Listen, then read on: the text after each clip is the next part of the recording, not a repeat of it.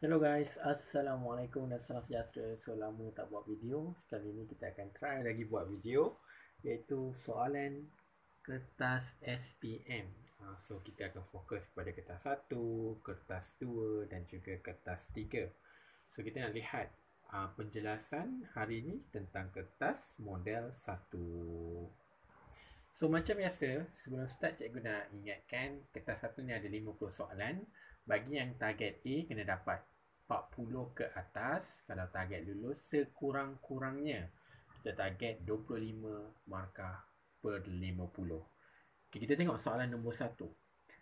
Satu eksperimen telah dijalankan untuk menentukan kadar ketelarutan antara garam kasar dengan garam halus pada suhu bilik. Antara yang berikut yang manakah merupakan pemboleh ubah dimanipulasi. So bila kita cakap tentang pemboleh ubah yang dimanipulasi, kita belajar ada 3 jenis pemboleh ubah. Pemboleh ubah yang bergerak balas, dimanipulasi dan dimalarkan. Pemboleh ubah yang dimalarkan ni, benda tu ada tapi tak penting dalam eksperimen. Kalau pemboleh ubah yang dimanipulasi, pemboleh ubah ni pemboleh ubah yang ditukar-tukar dalam eksperimen tu. Kalau yang bergerak balas, apa yang kita nak tengok dalam eksperimen tu? So dalam kes ni, kalau kita baca betul-betul, dia kata eksperimen dijalankan untuk menentukan kadar ketelarutan garam kasar dengan garam halus pada suhu bilik. So jadi yang diubah-ubah kat sini ialah saiz garam tersebut, iaitu saiz zarah zat terlarut. So sama ada dia guna garam kasar ataupun garam halus. Itulah yang dimanipulasi. Yang bergerak balas ialah kadar ketelarutan. Ketelarutan garam itu adalah yang bergerak balas. Simple je. Kalau dimalarkan ada tapi tak penting. Contoh nak pakai jenis garam, nak pakai garam laut ke, nak pakai garam gunung ke, tu contoh dimalarkan. Contoh lain suhu bilik. Nak pakai suhu bilik ke, suhu panas ke, suhu sejuk ke, itu dimalarkan. So, dalam eksperimen ni, yang dimanipulasi ialah saiz garam tersebut. Saiz zarah zat terlarut. So, kena fahamkan konsep dimanipulasi, bergerak balas, dimalarkan.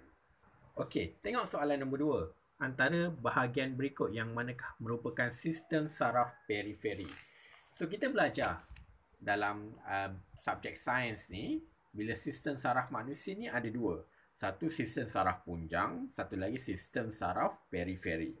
So jawapan yang betul ialah sistem saraf periferi ni terdiri daripada saraf kranium.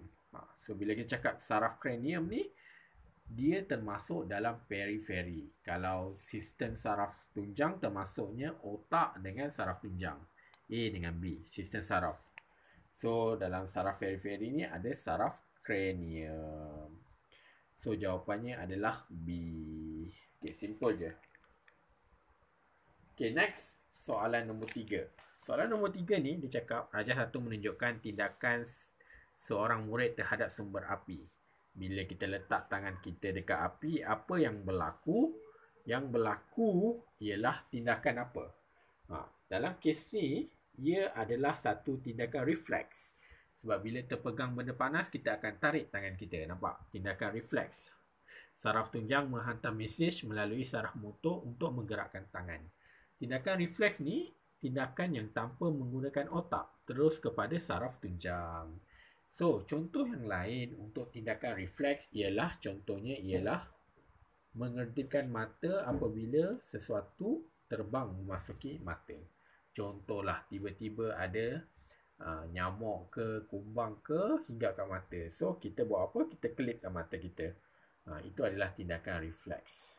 Contoh tindakan refleks yang berlaku, contoh terpegang benda yang tajam. Itu tindakan refleks juga. Okay, simple. Okay, untuk soalan nombor 4, Rajah 2 menunjukkan pengaliran impuls saraf dari reseptor ke efektor.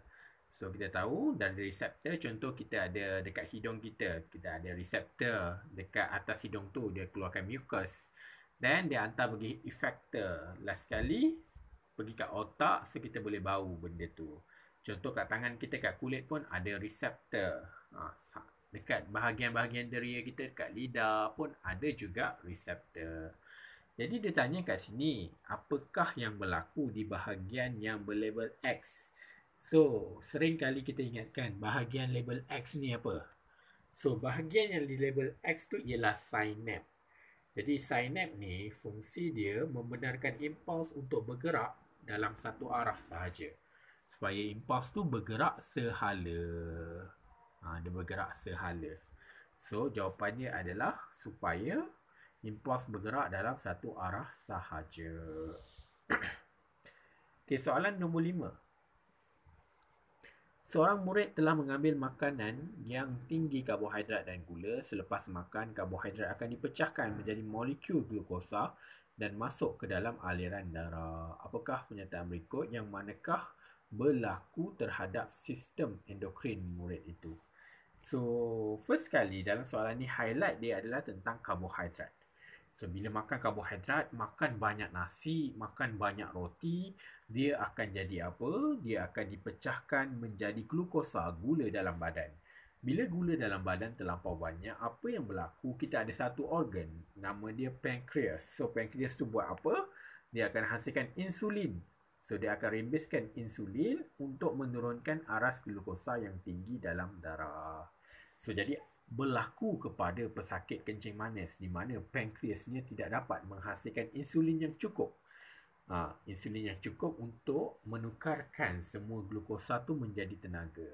Sebab itulah orang yang sakit kencing manis, dia punya gula dalam darah dia tinggi sebab dia tak boleh convert jadi karbohidrat.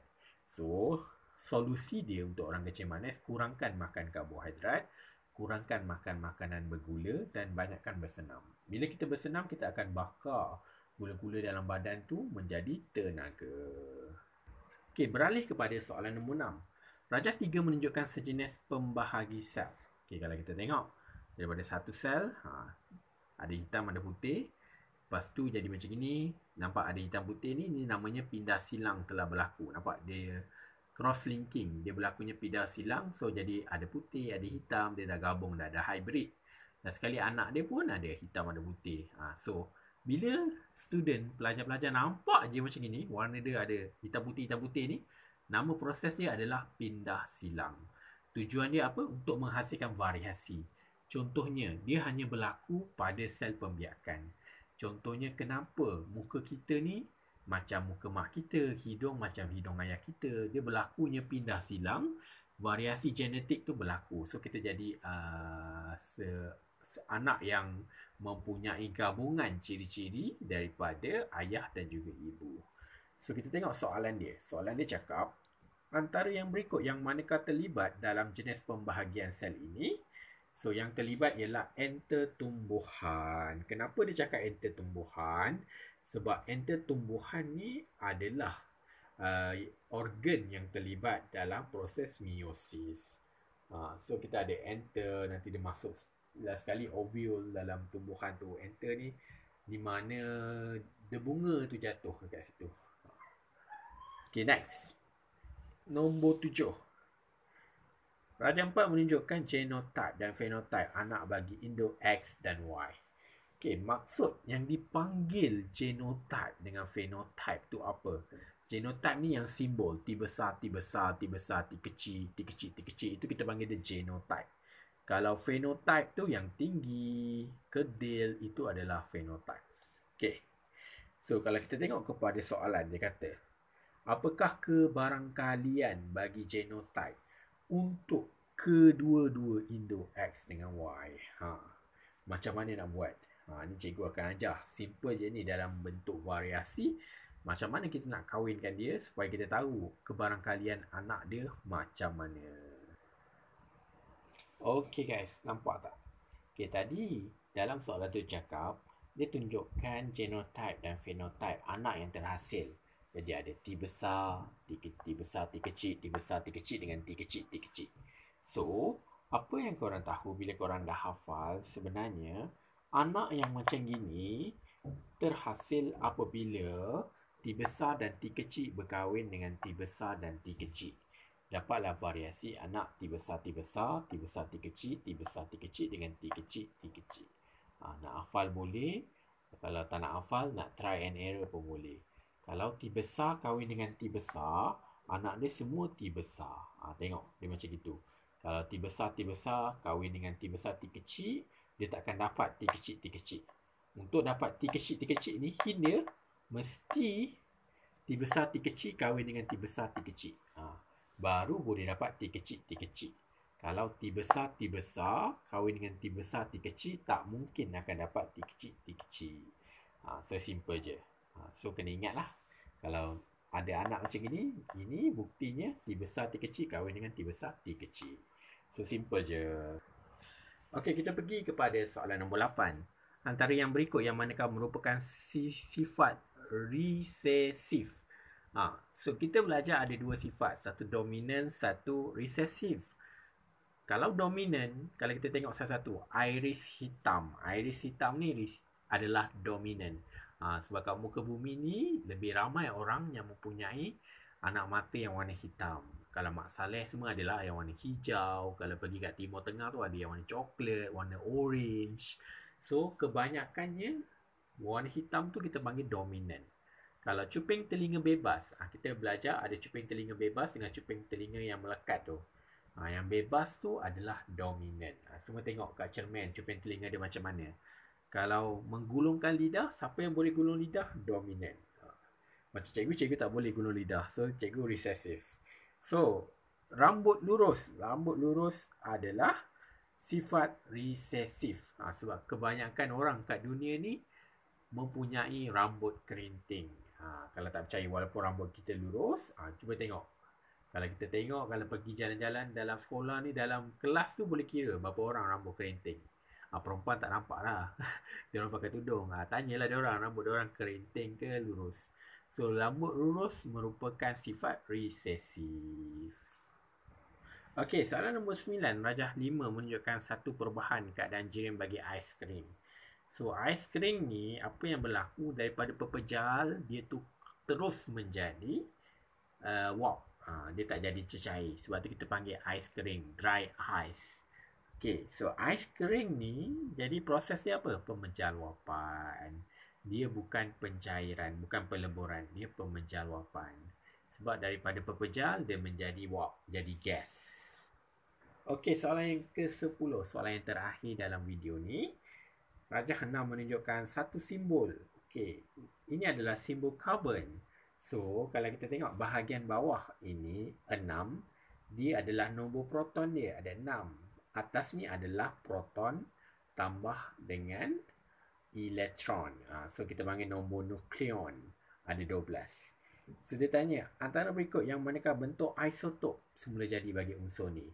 Maksud isotop ni mempunyai nombor proton yang sama, tapi nombor nukleon dia berbeza. So, dia mesti C6, tapi 12 ni kena tukar. Kalau dia isotop, kemungkinan dia 13, 14, 15. So, yang bawah ni yang mana betul? Karbon 13. So, jawapannya adalah B. Okay, itu je untuk video hari ni. So, kita akan sambung pada video yang akan datang. Jangan lupa like, komen dan subscribe. Jangan lupa ulang kaji. Selamat berulang kaji. Good luck untuk SPM. Bye.